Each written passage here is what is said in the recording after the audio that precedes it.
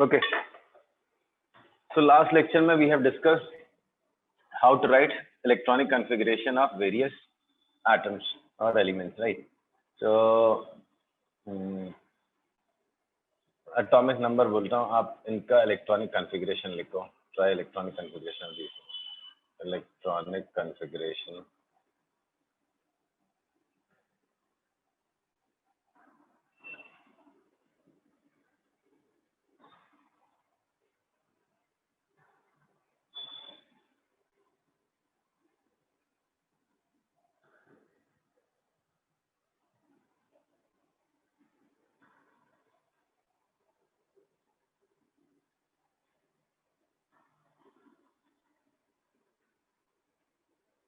ये दोनों का लिखो, कैल्शियम और गोल्ड का लिखो.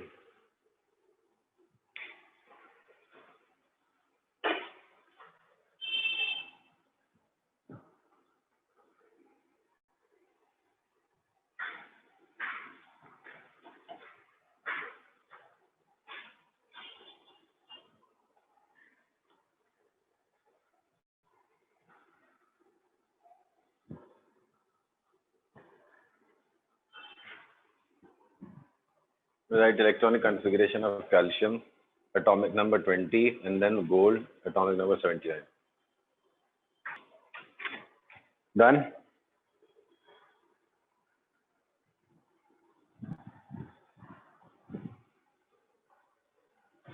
Hello?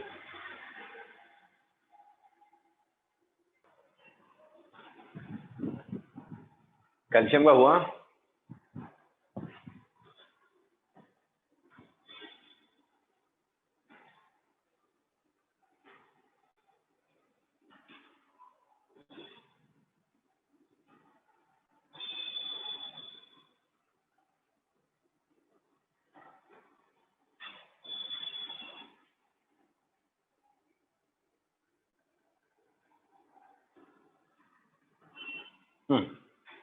Calcium electron, lowest energy level is of 1s. So 1s. How many electrons can be accommodated? 2. So 1s2. Then 2s, 2 electrons. 2p, 6 electrons. 3s, 2 electrons. 3p, 6 electrons. How many electrons are done? Hello?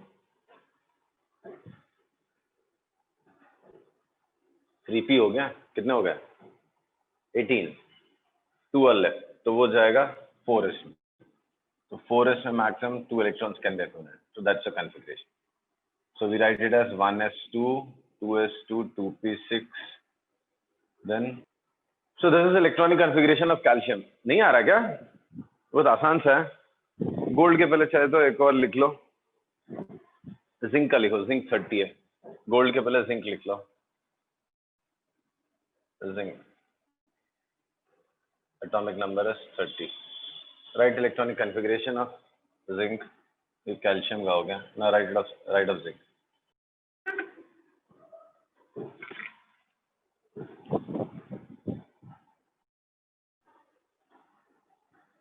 Hello. आ रहा है या वापस explain करूँ मैं? Sir आ रहा है. Okay. Write configuration of zinc. Atomic number 30.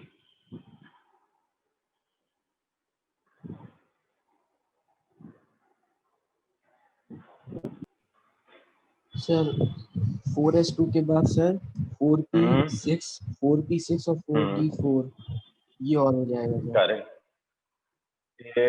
ये इतना तो चलने वाला ही है 4s2 तक. फिर 4s2 के बाद क्या आएगा? 3d. नहीं sir 4p6 1s 2s 2p 3p 4s उसके 3d. तो इसके बाद आएगा आपका 3d10.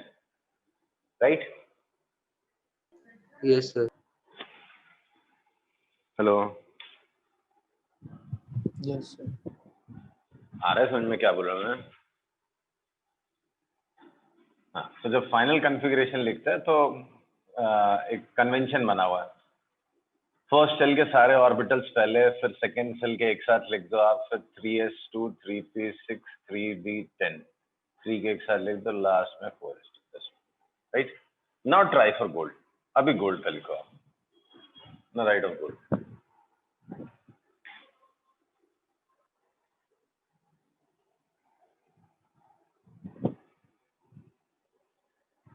सर और आगे आएगा ना, ये 4F तक नहीं रहेगा ना, और है ना? आएगा ना, उसी के लिए तो रुका हुआ ना मैं. 5D9. तो चल ही रहा है. अभी इसके बाद क्या लिखो? 5D9 लिखोगे, राइट. तो अल्टीमेटली Yes, sir. अब जो लिखो क्या, 1s2, फिर 2s2, 2p6, राइट. फिर 3s2, 3p6, 3d10 है. ऐसा ब्रैकेट लगता नहीं, मैं जस्ट सेग्रीगेट करने के लिए लिख रहा हूँ. फिर फोर्थ में क्या है आपका? 4s2, 4p6,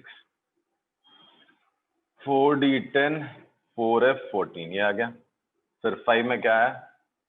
5s2, 5p6, 5d9. फिर क्या है? इसमें 6s2, राइट. ना. बट अगर आप बुक्स में चेक करोगे तो you will see that it's not right. इसमें थोड़ा एरर है. ये 5d9 की जगह 5d10 होता है एंड 6s1 होता है. हेलो. Yes, sir. फिर ऐसा क्यों सर? हाँ, तो वही समझना है. तो अभी तक तो ऐसी कोई प्रॉब्लम नहीं आई थी. अभी अचानक से ये नई प्रॉब्लम कहाँ से आ गई? सो यहाँ पे कुछ एक्सेप्शंस मिलेंगे आपको.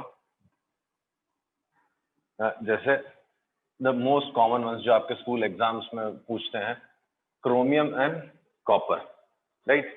सो these are some exceptions, right. वो एक्सेप्शंस क्यों आते हैं?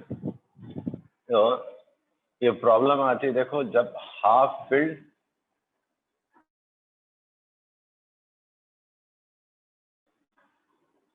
कंप्लीटली फिल्ड जब होने वाला था ना, तब कुछ स्टोरी आती है. वो देखते हैं क्या है. दो रीजन एक्सप्लेन किया हुआ है स्टेबिलिटी के लिए, right. For stability of electronics, sorry, of atomic structure, 2 points लिखे हैं. पहला क्या लिखा हुआ है? सिमेट्री. सिमेट्री एक फैक्टर होता है, राइट. तो यहाँ पे आप 5d9 देखोगे. जैसे अगर 5d9, तो d में 5 ऑर्बिटल होते हैं, right. If you remember, m की वैल्यू इसमें 5 आती थी. तो इसमें एक गया, इसमें एक गया, इसमें एक गया, इसमें एक गया, इसमें एक गया, राइट. फिर इसमें एक गया, इसमें एक गया, इसमें एक गया, इसमें एक गया. ये आपका 5d9. और उसके पहले था 6s2, बराबर है. 6s2 पहले ऑक्यूपाई होता है, बाद में 5d, सॉरी 6s2 पहले होता है, बाद में 5d9 आता, राइट. यही था ना? ये Yes, sir. 6s2 आपके हिसाब से था और ये 5d9 है. हाँ. तो अब इसमें दोनों में एनर्जी का डिफरेंस ज्यादा नहीं है. इसमें दोनों में एनर्जी का डिफरेंस ज्यादा नहीं है. तो होता क्या है, ये कंप्लीटली फिल जो सबशेल है, या जैसे ये डी सबशेल है, ये कंप्लीटली फिल होगा तो it will lead to more, मतलब will be symmetrical distribution and leads to greater stability. तो होता क्या है, यही इलेक्ट्रॉन यहां से शिफ्ट होके यहां चला जाता है. नहीं समझा? सर लेकिन फिर 6s वाला तो दो फिर एक्सप्लेनेशन लिखा हुआ. हाफ फिल्ड है ना, हाफ फिल्ड जो है ना, तो half filled and completely filled are considered as more stable. हाँ, अगर ये भी कंप्लीटली फिल्ड होता तो ज्यादा स्टेबल होता था. बट उससे ज्यादा स्टेबिलिटी तब मिलेगी जब आपके ये कंप्लीटली फिल हो जाए. हेलो. Okay sir. सी, हाँ, 2 पॉइंट्स है. एक है सिमेट्री और एक और अच्छा एक्सप्लेनेशन दिया हुआ, exchange energy. Exchange energy, right. ये 2 पॉइंट्स होते हैं which explain stability in, मतलब सम ऑफ द केसेस जहां पे आपको लगेगा कि स्ट्रक्चर ये होना चाहिए था, बट एक्सेप्शनल केसेस है, तो उनमें ये 2 पॉइंट्स एक्सप्लेन किया. सिमेट्री जैसे leads to stability. More symmetric distribution is more stable the distribution is, and the other factor is exchange energy. What this is, electrons with parallel spin, electrons with parallel spin मतलब same direction में spin होगा जिनका, of degenerate orbitals, मतलब same energy वाले orbitals exchange their position, this is relatively मतलब आपको ज्यादा convincing लगेगा, exchange their position, वो अपनी पोजीशन एक्सचेंज करते हैं, right, and energy is released, one second,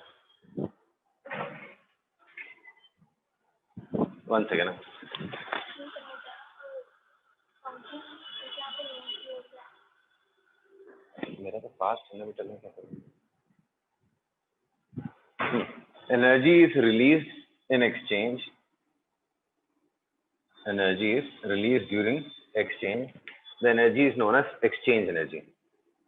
अब देखो, जितने ज्यादा एक्सचेंज होने की पॉसिबिलिटी है, जितने ज्यादा एक्सचेंजेस की पॉसिबिलिटी है, उतनी ज्यादा स्टेबिलिटी होगी. Released in exchange. Energy released is known as exchange energy. Right? So more number of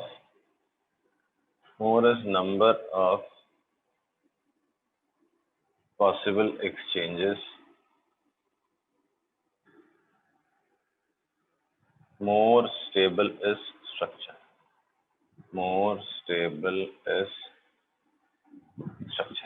तो अब देखो, जैसे समझो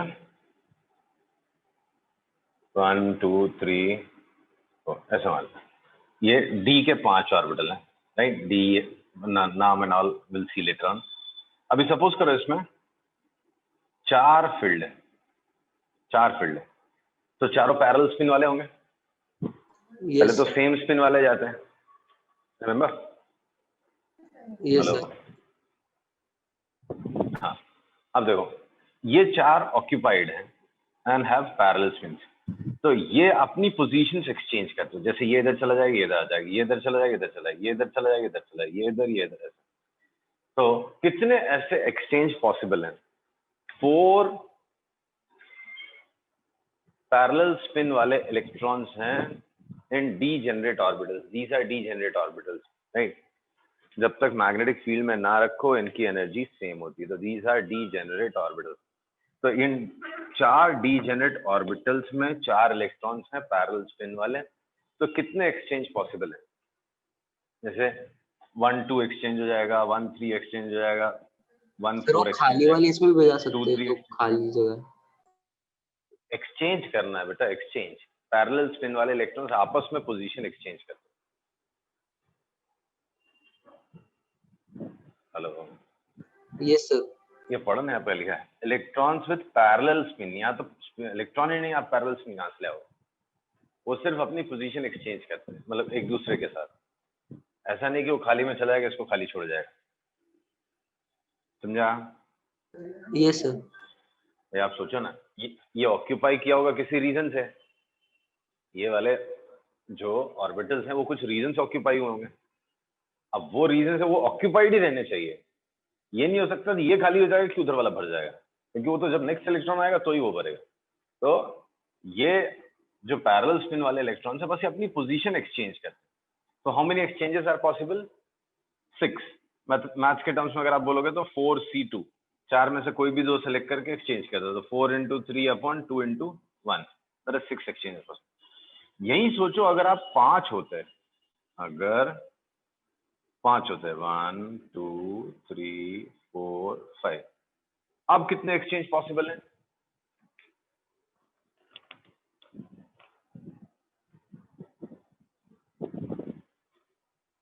हेलो,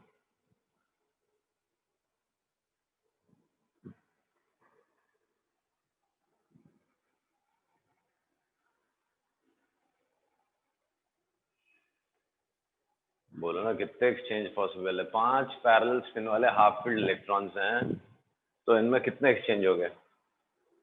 जैसे ये इधर गया, ये इधर आया, ये इधर गया, ये इधर आया, ये इधर गया, ये इधर आया, ऐसे कितने होंगे? मैथमेटिकल टर्म्स में भी लिखा हुआ है मैंने। 5 में से कोई भी 2 सेलेक्ट कर लो तो कितने होंगे? 5C2। तो 5C2 कितना हो गया? 5 × 4/2 × 1 दैट इज 10। इसमें 10 एक्सचेंज पॉसिबल है, मतलब एक्सचेंज एनर्जी इसमें ज्यादा है इसके कंपैरिजन में। More is exchange energy, more stable is the atom. समझा? Yes sir. हेलो,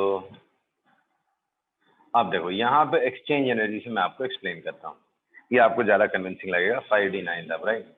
इसमें कितने एक्सचेंज पॉसिबल है? ये इलेक्ट्रॉन तो एक्सचेंज नहीं होगा आपस में, वाई? इसकी एनर्जी अलग है, इसकी एनर्जी अलग है, सिर्फ यही डीजेनरेट ऑर्बिटल्स है। Yes hello, sir. तो हाँ, तो देखो ये समझो क्लॉकवाइज वाले हैं, 1 2 3 4 5, तो 5C2 ये भी आपस में एक्सचेंज कर लेंगे। ये वाले कितने होंगे? 4C2। तो 5C2 ये आपस में एक्सचेंज करते रहेंगे और ये आपस में एक्सचेंज करते रहेंगे। टू बी प्रिसाइज मल्टीप्लाई भी हो जाएगा। तो 5C2 × 4C2, तो 5C2 कितना हो गया? 5C2 हो गया आपका 10, 4C2 हो गया आपका 660 हो गया। इमेजिन अगर ये भी भरा होता, ये भी भरा होता, तो कितने एक्सचेंज पॉसिबल है? एक्चुअली यहाँ पे प्लस ही आना चाहिए, 100 होते फिर। प्लस ही आएगा सर। एनर्जी की बात हो रही है, हाँ 16। तो अब कितना हो जाएगा? 5C2 + 5C2 20 हो जाएंगे। हेलो सर 20 एक्सचेंजेस पॉसिबल है। तो उसके लिए सुटेबल क्या है? यहाँ पे भैया आप एक एक्स्ट्रा ले आ लो, तो ये इलेक्ट्रॉन वो पुल करके इधर ले लो। समझा? Yes sir. तो कुछ एक्सेप्शन, 3 रूल पढ़े थे, Aufbau's principle, Pauli's exclusion principle and Hund's rule of maximum multiplicity. ये 3 रूल्स के हेल्प से आप इलेक्ट्रॉनिक कॉन्फ़िगरेशन ऑलमोस्ट सबका लिख सकते हो, एक्सेप्ट फॉर फ्यू जहां पे symmetry and exchange energy leads to a different configuration, we call them exceptions, right? जैसे यहाँ पे गोल्ड में एक्सेप्शन देखा हमने, we were predicting 5d9, right? और उसका एक्सप्लेनेशन क्या दिया? 2 एक्सप्लेनेशन दे रखे हैं, 2 पॉसिबल रीजन है। सिमेट्री, सिमेट्रिकल डिस्ट्रीब्यूशन जो है आर मोर स्टेबल, राइट? तो हाफ फिल्ड और completely filled are considered as more stable than partially filled, right? तो जैसे यहाँ पे अगर 4 होते तो स्टेबिलिटी कम है, अगर 5वां भी आ जाएगा, पांचों हाफ फील्ड हो गए, कुछ हायर सिलेबस में कभी उसका एक्सप्लेनेशन दिया होगा, तो ये ज्यादा स्टेबल हो जाएगा। तो ये कम आज जो मतलब इमीडिएटली जो लोअर एनर्जी वाला उससे एक इलेक्ट्रॉन को पुल कर लेता है, right? Provided energy difference should not be large.